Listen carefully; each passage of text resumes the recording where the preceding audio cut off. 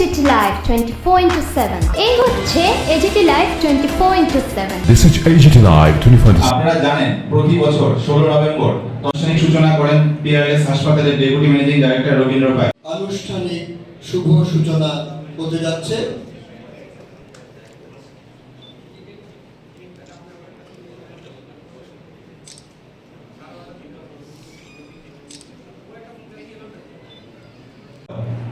আপনারা জানেন প্রতি বছর 16 নভেম্বর তথ্য সংস্কৃতি দপ্তর ও আগরতলা প্রেস ক্লাবের যৌথমূর্তি পার্থ সেনগুপ্ত, দেবাশিস বড়ুয়া, কনাথ মোদক ও প্রয়াত সহযোগী করা দরকার। আমরা আগরতলা প্রেস ক্লাবের যে ক্যান্টিন আছে সেই ক্যান্টিনকে আধুনিক করেছি এবং তার পরিষেবা কেউ আরো সুন্দর করেছি।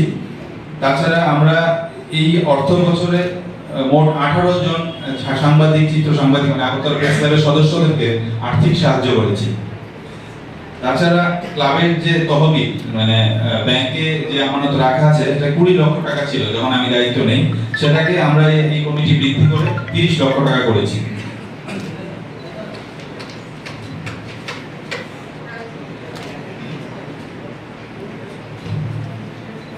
এবার আমি আপনাদের কাছে অর্থ বছর 25/2/2023 থেকে 31/3/2024 পর্যন্ত আগরতলা প্রেস ক্লাবের যে আয় ব্যয়ের হিসাব তা উপস্থাপন করব।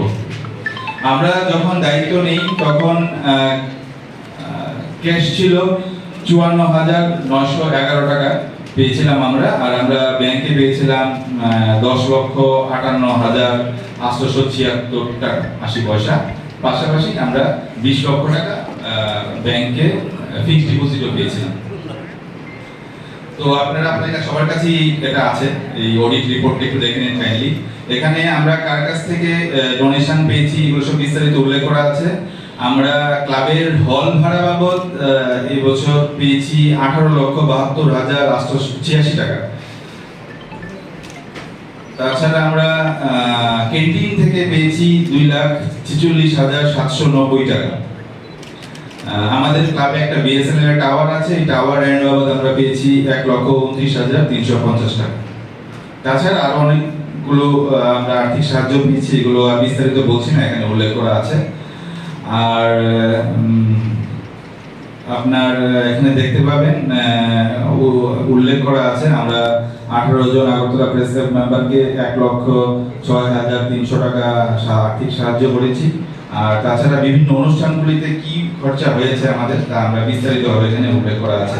আমরা আগরতলা প্রেস ক্লাবের স্টাফদেরকে 48,000 টাকা পূজা বোনাস দিয়েছি, 6,000 টাকা আমরা তাদেরকে পয়লা বৈশাখে দিয়েছি। তাছাড়া আপনার স্টাফ স্যালারি হিসেবে আমাদের এই বছর খরচা হয়েছে 5,16,400 টাকা। আর ইলেকট্রিক বিল বাবদ আমরা খরচা করেছি 3,08,618 টাকা, কারণ ক্লাবে অনেকগুলো এসি চলে আর হলগুলোতেও এসি লাগানো আছে, তাই ইলেকট্রিক বিল এত বেশি। পাশাপাশি এখানে দেখবেন উল্লেখ করা আছে সেকেন্ড পেজের একটা ফিক্সড ডিপোজিটের হিসাব। এখানে 3টে ফিক্সড ডিপোজিটে মূল টোটাল 30 লক্ষ টাকা ব্যাংকে রাখা আছে এমআইএস হিসাবে। এটার ইন্টারেস্ট প্রত্যেক মাসে ক্লাব পায়। একটা হলো 8 লক্ষ টাকার, একটা 12 লক্ষ টাকার, একটা 10 লক্ষ টাকা। এই মোটামুটি আয় ব্যয়ের হিসাব। আর একটা জিনিস উল্লেখ করতে হয়, এই অডিট অ্যাকাউন্টস অডিট করার সময় auditor chartered accountant Shri Kaushik Debnath কিছু অবজারভেশন দিয়েছেন। ওনার অবজারভেশনে উনি উল্লেখ করেছেন যে আগরতলা প্রেস ক্লাবের যেহেতু 30 লক্ষ টাকা ব্যাংকে মজুদ রাখা আছে, তো তার ইন্টারেস্ট পাওয়ার সময় টিডিএস কাটা হচ্ছে। তো আগরতলা প্রেস ক্লাবকে উনি সাজেস্ট করেছেন যে যাতে এই বছর Agartala press club income tax return দেওয়াটা শুরু করে, না হয় যে কোনো সময় নোটিশ আসতে পারে। তাছাড়া তিনি সাজেস্ট করেছেন একটা ক্লাবের ফিক্সড অ্যাসেট রেজিস্টার তৈরি করার জন্য, যেটা ক্লাবে ছিল না, আমরা এটা তৈরি করব।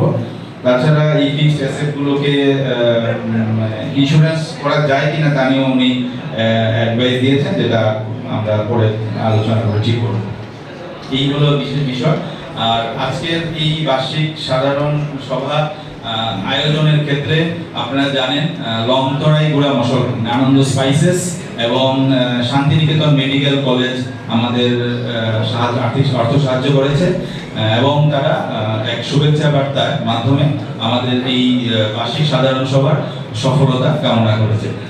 আমি আনন্দ স্পাইসেস লংদরাই গুঁড়া মশলা এবং শান্তিনিকেতন মেডিকেল কলেজকে অসংখ্য ধন্যবাদ জানাচ্ছি এই অনুষ্ঠানের জন্য আর্থিক সাহায্যের হাত বাড়ানোর জন্য। আগরতলা প্রেস ক্লাবের বর্তমান পরিচালন কমিটি 1 বছর পূর্ণ করেছে, দায়িত্বভার যে নিয়েছে 1 বছর পূর্ণ হয়েছে। তাই প্রত্যেক বছর একটা বার্ষিক সাধারণ সভা করতে হয়। তাই এই বার্ষিক সাধারণ সভার আয়োজন। এই বার্ষিক সাধারণ সভায় সকল সদস্যরাই অংশগ্রহণ করেন এবং আজকেও সবাই অংশগ্রহণ করেছে এবং উপস্থিতির হার উল্লেখযোগ্য। এবং আজকের সভায় সম্পাদক তার সম্পাদকীয় প্রতিবেদন পেশ করবেন এবং 1 বছরের ক্লাবের আয় ব্যয়ের যে হিসাবটা পেশ করবেন। তারপরই প্রতিবেদনের উপর আলোচনা হবে। তারপর আলোচনার পর যে সমস্ত বিষয়গুলো উঠে আসবে এগুলো নিয়ে সম্পাদক তার জবাবি ভাষণে আলোচনা করবেন।